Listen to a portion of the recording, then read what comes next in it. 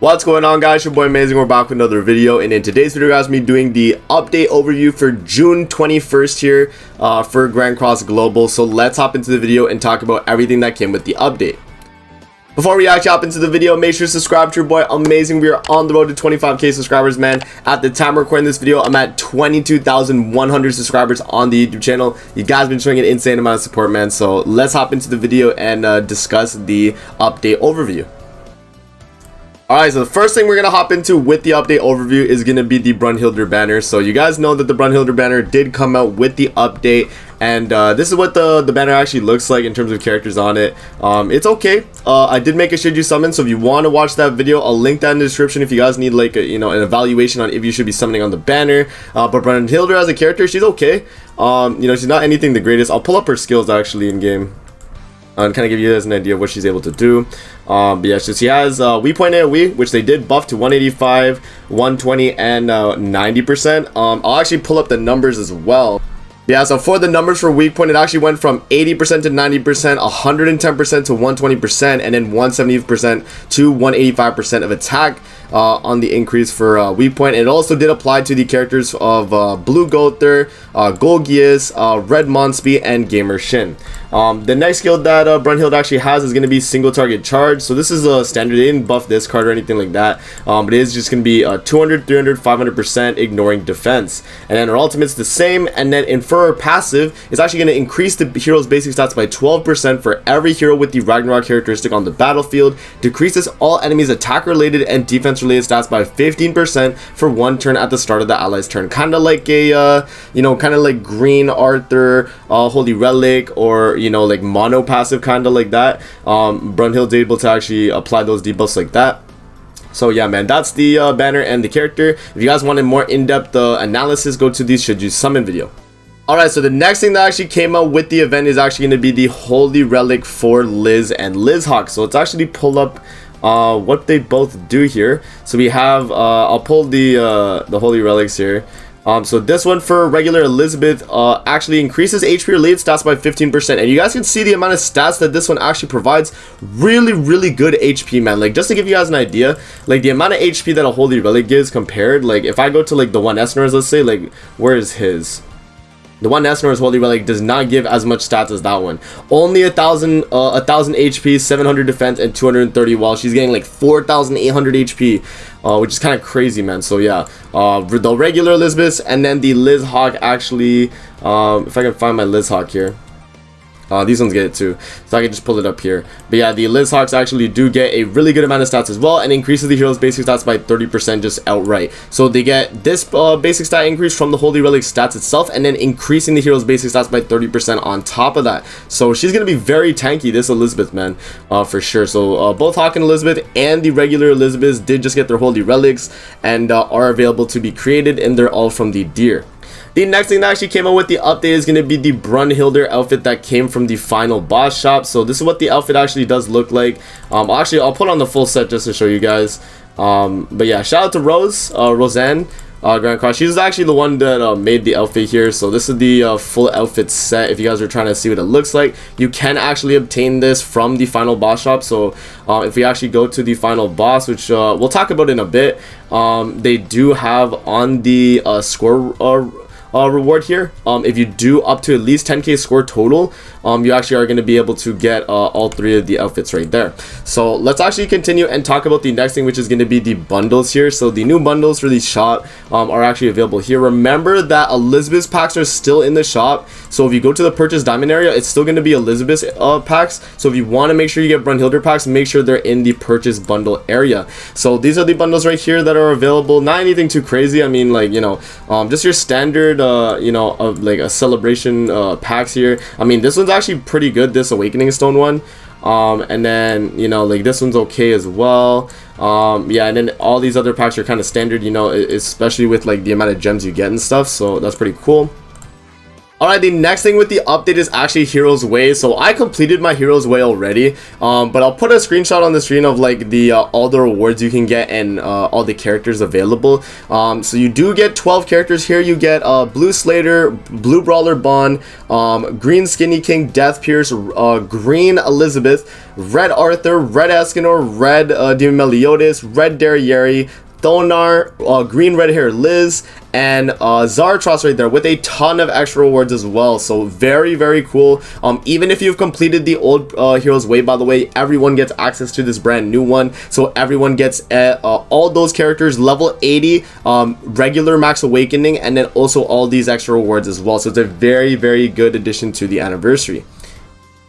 The next thing that they added in the game is actually going to be the added Holy Relic animation at the start of the battle. So I'll just put a screenshot on the screen here of what it shows, but it basically just says Holy Relic active on the top of the character when they load in. It's kind of like a passive. So, you know, the moment you load in, it'll apply that and be able to show you, you know, exactly what it looks like as well. Alright, so the next change they have as well is going to be displaying the ultimate move level if you have a dupe for a character. So I don't have a dupe for a character to kind of show you guys, honestly. I don't think I do, at least. Yeah, I don't think I do, unfortunately. So I'll just put the screenshot on the screen of what it looks like, but basically it'll show a plus on the character if you own the dupes available to feed. So if you have dupes for the character, always remember to feed dupes, man. That's like the priority that I've been telling a lot of you guys. Definitely make sure to feed dupes, man. It's super important for long-term investment in your characters, and yeah, it's pretty nice. Alright, so the next change that they actually added here is going to be sending all on your thing. So it just instantly sends it, and it doesn't give you a little message there like it used to. It just instantly just sends it and you get it to your inbox, man. So now you just go there. It's kind of the exact same thing. Like, not really much change, to be honest, but that is a change. The next change as well is that if you can cook dishes with bun, you actually go from 10 dishes now to 30 dishes. So if I wanted to cook 30 all gauge food here, you know, like that's basically what's available to be made. So the most you could get here would be 150, which is a lot. So it basically just saves you you know, a lot of your time here if you are just trying to, you know, get your food made instantly, which is pretty good. So I'll just show you guys like what it looks like when you do 30. If you get like maybe like an ultra success, super success, so you got a regular success, you hate to see it. So it's 30 if you get or it's 90 if you get a regular success. I think it's 120 if you get a ultra success, and then, or a super success, and then ultra success would be the 150 there. So yeah, if you were to do 30. But the next thing as well is going to be the improved awakening material fusion system. So added a function to register duplicate materials. So if you go to Merlin here, and we actually talk about not the engraving event, but if you go to the this event right here, which always stays, by the way, it lets you filter now as well. So you can either include essential awakening materials, or you do not include essential awakening materials. So if you press do not include essential awakening materials, it's not going to use any of the chalices. But let's say you were to do the include essential materials, it's actually going to take the chalices as well. Alright, so I don't know if I'll be able to get a screenshot here for this, but you know what I'll do? I'll actually just load it into the bird just to show you guys what it looks like real quick. But they did add a HP bar scale for boss monsters. So anyone that you fight that is a boss will have like little, you know, thresholds for their HP on show for you. So let's load into the bird here, and I'll show you guys what it looks like.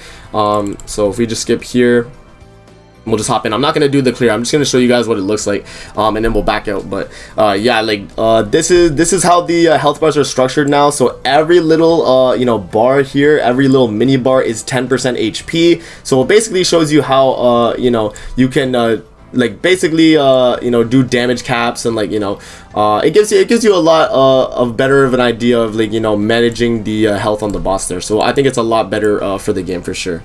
Alright, so the next thing in the patch notes is they actually added the Ragnarok characteristics to the Ragnarok Sin characters. So they're not actually 7 Deadly Sins characteristics anymore. They're actually the Ragnarok characteristics. So the Blessing of the Earth, Diane, Brawler Bond, True Seeker Merlin, and Lost Vein Meliodas, the Ragnarok versions of each of them, will actually now have the Ragnarok characteristic to be run with the brand new Brunhilder. Alright, so the next thing with the event is actually going to be the Wish Draw event. So I actually did take advantage of the whole event already and got all my 5. But basically how this event works, guys, is you can pick a character to actually rate up. So any character that you pick here will actually get put to 21% chance rate up. And you have 5 characters guaranteed that you can get but it's still a 20% chance per character basically. So let's say I have 1 out of 5 left, so I have one more chance of getting a character. Basically what you would do is you would register the character, and if you get the character on your pull, let's say with a with the SSR ticket, it's gonna remove the character from the wish pickup. You'll have to re-put a new character, and yeah, it's basically just gonna give you the character. If you don't pull the character, it will still have the character in the wish pickup, so you still will be able to actually get the character. But yeah, man, a lot of people have been saying skip and save your tickets for red Tarmiel, and I agree to an extent, but you don't want to miss out on green Sariel Deuce, man. It's basically like in everyone's face, man. Like, green Sariel is such a good unit, and a lot of people forget how valuable he can be for the team, and I think he's still a really good unit. So I'd take advantage of the event while it's still here, because even when red Tarmiel gets put in the shop, he's gonna be less percent than any of these characters here, because he's gonna be adding to this pool, lowering the percent. So when he is added to this this pool of SSRs here, it's gonna make it a lot harder to pull him and other units on the banner, unless they bring back the wish pickup again in the future, which could, they definitely could. So that at that point I would say, if you're done doing the wish pickup event, then you can save your tickets, but other than that, take advantage of the event while it's out. Alright, so the next thing, guys, is that they actually did give out another hawk in the login. So right here, they actually did get another hawk in the login. So it's available from the 621 maintenance to the 74 maintenance. Make sure to log in on the game before then and claim your hawk from the notices. Alright, so the next thing, guys, is going to be the special missions from the, part 2 special missions here. If you clear all these missions that are available, you do get a instant one-step evolution token, which gets a character to level 90. So you've gotten 2 throughout the anniversary event so far, so you're able to get this second one now. And these are going to be the missions if you do want to actually get the tickets for the Brunhilder Banner, which you do get a multi's worth, and you do get some extra items as well. They actually did add a new buff as well to the Blessing of the Goddess. So if you are able to achieve level 5 here, you are able to actually pick up these brand new Blessing of the Goddess event rewards here. So you can get increased drops to the final boss, removing 1 debuff on each ally in the final boss, increasing attack related in the final boss, and then increasing HP related in the final boss. So that's pretty cool right there.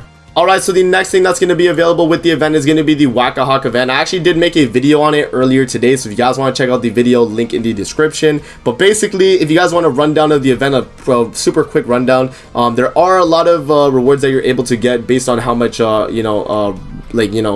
high score you do achieve. So the amount of bombs used, the hawks captured, max combo, high score, and then you also get the total reward score here available, which gives you a lot of other things as well, depending on how high you can reach. And it's a cumulative score, by the way, so it's not just like just because I only got 13k as my highest. It's cumulative, so the more points you rack up in total, the more rewards you will actually get. So that's going to be the hawk event right there.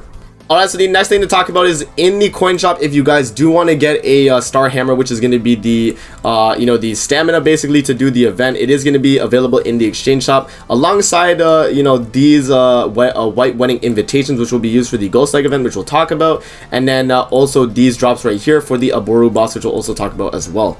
Alright, so for the ghost leg event, it's basically just your standard ghost leg. If you guys have done it before in the past, all it is you go through the event, and basically King and Dien will just like run through and pick a bunch of random rewards. So just click in, get through it, man. You get the white wedding invitation drops from doing I think it's just your regular stuff here. Let's actually see exactly where you can get them from. So you can actually get them from the boss battle, deathmatch, knighthood boss battle, and then event boss battle. And then in terms of the star hammer drop, you can actually get them from main stage, free stage, Fort Soldiers, Tower Trials, and Training Grotto. Alright, so the next thing that actually came out with the event, guys, is going to be the Hawk Final Boss. So this Hawk Final Boss, I actually did make a video on it as well. So you guys do want like a guide on how to actually clear, get high score, and also for auto farming it, definitely make sure to check out that video. But for the shop here, I'll just give you guys like a little quick rundown. It is a pretty good shop. They give you 2 SSR tickets total, I think, which is very nice. Yeah, 2 SSR tickets. They give you this like little 3rd anniversary little Elizabeth card. You do have some pendants there. You do have some SA coins, a headpiece for Sigurd, which is pretty cool, and then I think this is a weapon for Brunhilder, if I'm not mistaken. And then this is a Escanor outfit there with some other daily cap rewards as well. But the fight is not too bad in terms of clearing the final boss. Honestly, this is definitely one of the easier final bosses we've released, or of Grand Cross has released so far, right? And then in terms of the ranking rewards here, you guys only need to get in the top 30% to actually get all of the rewards. So if you get higher than top 30%, you get all the rewards under. So from top 30% all the way to top 100%, you are able to get all these rewards here, and definitely make sure to do it because you do get a multi's worth of gems. As well as we talked about earlier in the video, for the cumulative score reward, you do get the Brunhilder outfit, and you do also get another hawk as well with some diamonds at the very end. So once you're done farming out the event, you've kind of, you know, gotten a bunch of clears on, you will have cleared probably all of these score reward missions. The next thing that we got is going to be the event pass parade here with the Aboru. So I'm going to make a video on this tomorrow actually, on how to actually clear them. So for now I don't have the video, but basically it's super simple, man. You go through, you kill the guy, you get, you know, your challenge clear rewards, which you probably already have gotten from like the Malik or the you know, the Pikachu boss, but they do have an exchange shop as well. You're able to get some furniture here, and you can get an Aboru card as well. You do get some SSR tickets, you know, headpieces here for the original Skinny King and Demon Meliodas. So that's pretty cool. Definitely rewards you guys want to pick up for sure. So, you know, do your 5 clears a day on Aboru, get your rewards, and then yeah, man, that's pretty much the event right there. Alright, the next event that we got going, guys, is going to be the, you know, what's it called? The Grand Reward Dungeon in these 4 Ogres. So I actually did my clear already, but these are the rewards you're able to get here once you do 1 clear a day. You are able to get 3 Awakening Stones, 1 Enhanced Potion, each of the Grimoires, some treasure chests, and then each of the demon materials as well. Alright, so the next event that's with the update as well is going to be the Merlin Engraving event. So if you go here and you actually do de-engrave an equipment here, so let's actually, what I'll do, I'll pull up like Meliodas here, and let's say I was to, or not that, Meliodas, and let's see. So if I was to remove engraving, let's say, right, and we pick the equipment. So if we remove engraving, let's say a Ludo, it's actually going to be free now. It's not going to cost any money. It's going to be completely free. And in terms of making UR gear, they actually cut the amount of cost it is to make by 50%. So it actually only costs 250, I think 250k gold now. Yeah, it still does cost the normal Awakening Stone amount and Engraving Stone, but they did half the gold amount for that.